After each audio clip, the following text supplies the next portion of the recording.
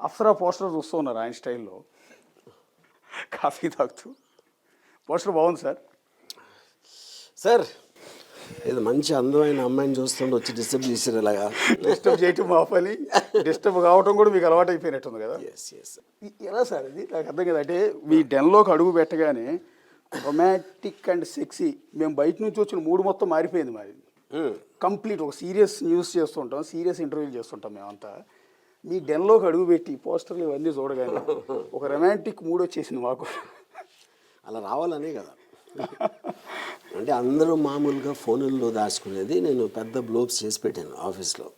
అది అంటే that is my statement of truth. ఇప్పుడు దేవుళ్ళ ఫోటోలు దేశ నాయకులు లేకపోతే ఫిలాసఫర్స్ అలాంటివి పెట్టుకుంటారు కదా మామూలుగా.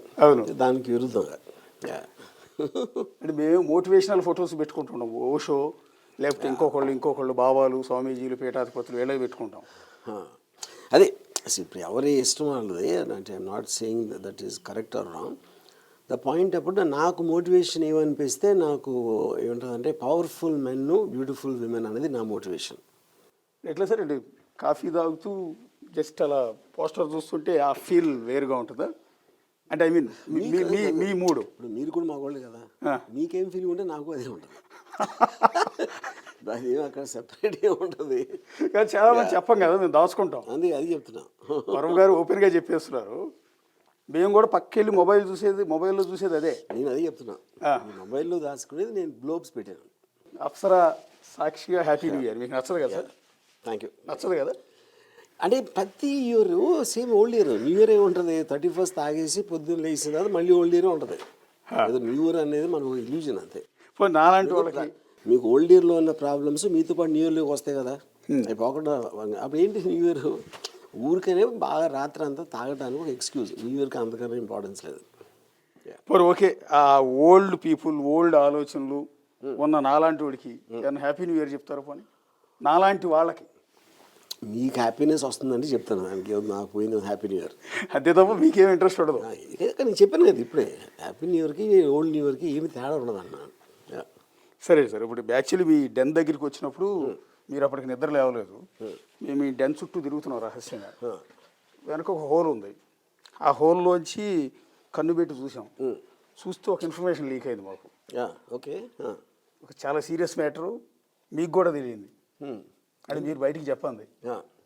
2025లో అంటే కొత్త సంవత్సరంలో ఆర్జీవి చాలా భారీ ఫిల్మ్ని, చాలా భారీ ప్రాజెక్ట్ మీ చేతుల మీద నుంచి వస్తుంది. మళ్ళీ ఆనాటి వర్మ స్టైల్లో, అంటే బీభత్సమైన వర్మ 2.0 అన్నట్టు ఒక మూవీ వస్తుంది అని ఒక ఇన్ఫర్మేషన్ లీక్ అయింది.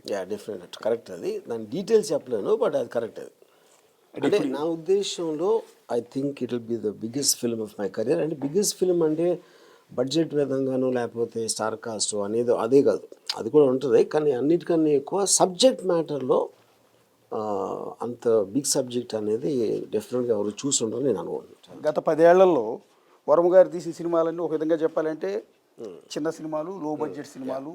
అసలు యాక్చువల్లీ అసలు మీకు మ్యాచ్ అయ్యే సినిమాలు కాదు అవన్నీ కూడా. అలాంటి అంటే అది నేను కరెక్ట్ కాదు. మ్యాచ్ అయ్యే సినిమాలు ఇప్పుడు ఫర్ ఎగ్జాంపుల్ నేను సత్య తీశాను అనుకోండి. సత్య ఎప్పుడు తీసాను నేను, రంగీలా, దౌడ్ లాంటి పెద్ద స్టార్ కాస్ట్, రెహమాను అందరూ ఉన్నప్పుడు తీశాను. సత్య చాలా చిన్న సినిమా, చాలా లో బడ్జెట్లో తీసాను. అప్పుడు అది ఆడిన దాన్ని బట్టి, ఇది రిసీవ్ చేసుకున్న దాన్ని బట్టి పెద్ద చిన్న ఉంటుంది. కానీ అదే కాదు కదా. ఇప్పుడు నేను నా లైఫ్లో నేను మోస్ట్ ఎక్స్పెన్సివ్ సినిమా నేను తీసింది ఆగ్. అది నా బిగ్గెస్ట్ ఫ్లాప్ నా కెరియర్ మొత్తంలో. సో దానికి దీనికి ఏమి సంబంధం ఉండదు. ఓకే, అంటే ఇప్పుడు సినిమాలు అంటే రెగ్యులర్గా మేము చూస్తున్నదంతా కూడా ఒక బాహుబలి, ఒక సాలార్, ఒక కేజీఎఫ్, లేకపోతే ఒక పుష్ప, ఇలా భారీ బడ్జెట్ సినిమాలు, 100 కోట్లతో తీసిన సినిమాలు, ఇవి మాత్రమే సినిమా ఇండస్ట్రీలో కూడా ఎక్కువగా నడుస్తూ ఉన్నాయి. I don't think that is true. ఇంకో కేపీ నుంచి కాశ్మీర్ ఫైల్స్ ఉంది, కేరళ స్టోరీ ఉంది, అయితే చాలా సినిమాలు ఉన్నాయి. అదే అనగా అందులో కూడా చాలా పెద్ద బడ్జెట్లో తీసిన సినిమాలు కూడా చాలా సూపర్ ఫ్లాప్ అయిన ఇన్సిడెంట్స్ కూడా మీరు చూసారు. ఓకే, సో బడ్జెట్కి సినిమాకి ఒక కనెక్షన్ ఉందని నేను అనుకోను. ఓకే, ఇప్పుడు యానిమల్ సినిమా ఉంది అనుకోండి. యానిమల్లో ఏముంది అసలు, విఎఫ్ఎక్స్ లేదు, ప్రొడక్షన్ వాల్యూ లేదు, మొత్తం ఆల్మోస్ట్ 60% ఒక ఇంట్లో తీసాడు సందీప్. అది కూడా 1000 కోట్లు చేసింది కదా. సో దానికి దీనికి కనెక్షన్ లేదన్న. ఫైనల్గా ఆడియన్స్ గ్రిప్ ఫీల్ అయ్యారా లేదా అన్నది ఒకటే పాయింట్. మీరు యానిమల్ ప్రస్తావన తెచ్చారు కాబట్టి యాక్చువల్లీ నేను ఆర్డర్లో అది కూడా ఉంది, అడగాల్సిందే. అది యానిమల్ సందీప్ రెడ్డి వంగ అయితే మీరు దానికన్నా బిగ్గర్ యానిమల్ అని. సందీప్ రెడ్డి వంగ లైన్ అయితే సినిమా ఇండస్ట్రీకి, మీరు డైనోసార్ అని. మీరు నుంచి యానిమల్ని మించిన స్థాయిలో డైనోసార్ స్థాయిలో ఒక సినిమా రాబోతోంది. ఇప్పుడు యానిమల్ దేన్ని మించి ఏదో వస్తుంది అనేది మనకు వచ్చే వరకు తెలియదు కదా, అది కరెక్ట్ కాదు. ఓకే, నీకు ఇంటెన్షన్ ఉండొచ్చు కానీ అది ఫైనల్గా డిసైడ్ చేసేది ఆడియన్స్ కదా, అది అవునా కాదా అని. సో దాని గురించి మాట్లాడటం అనేది కరెక్ట్ కాదు. ఇంకోటి నా feeling, Sandeep I think is more innovative than me. దానికి కారణం ఏంటంటే నేను శివ మోరల్లెస్ ఒక కమర్షియల్ ఫిలిం స్ట్రక్చర్లోనే కొంచెం టేకింగ్ డిఫరెంట్గా ఉంటుంది, అంబియన్స్ రియలిస్టిక్గా ఉంటుంది, క్యారెక్టర్స్. సందీప్ స్ట్రక్చర్ మార్చాడు. యానిమల్ అనేది ఆ విధంగా much more path breaking than Shiva అనేది నా ఫీలింగ్. ఆ ఇంటర్వ్యూ చూశాను నేను. మీరు అన్నారు రాంగోపాల్ వర్మక బాపు అని, మీరు సంథింగ్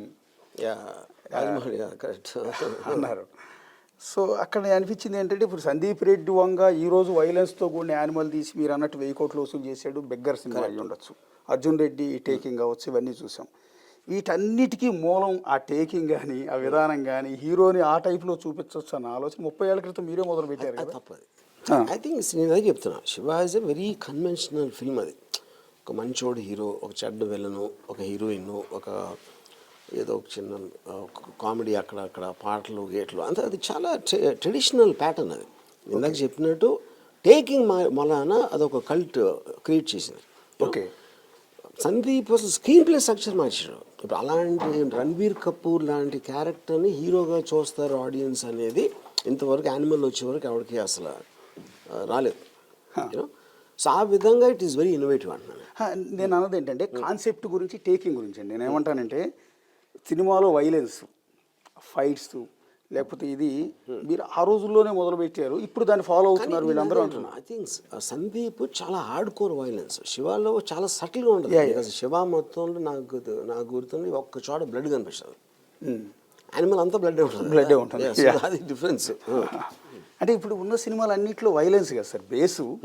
ప్రతి సినిమా ఇప్పుడు వచ్చిన రీసెంట్ హిట్స్ చాలా వాటిల్లో వైలెన్స్ బేస్డే సినిమాలు ఎక్కువగా ఉన్నాయి. రెండోది హీరోని విలన్గా చూపిస్తారు.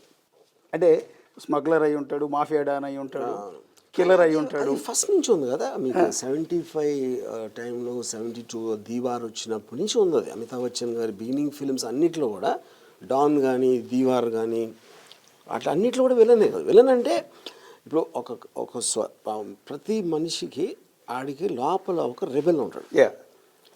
ఆడే కొట్టేయాలనుకుంటాడు, ఆడే, కానీ ఆడికి బలం ఉండదు, ఆడికి ధైర్యం ఉండదు. సో స్క్రీన్ మీద ఒక హీరో అది కొడతా ఉంటే ఆడ ఆనందిస్తాడు. కానీ మీరు రియల్ లైఫ్లో చట్టాన్ని చేతిలోకి తీసుకుంటే క్రైమ్ కదా ఫస్ట్. అది మనం మర్చిపోతాం కన్వీనియంట్గా, ఎందుకంటే ఎంటర్టైన్మెంట్ ఆస్పెక్ట్ సినిమా కనుక సీరియస్గా తీసుకోవాలి. మీరు సీరియస్గా తీసుకుంటే మొత్తం అన్ని సినిమాల్లో మెయిన్ స్ట్రీమ్ ఫిలిమ్స్ అన్నిట్లో కూడా మీకు క్రిమినల్స్ హీరోస్ ఉంటారు. క్రిమినల్స్ ఉంటారు, ఇంక్లూడింగ్ ఇప్పుడు లేటెస్ట్ పుష్ప 2లో కూడా.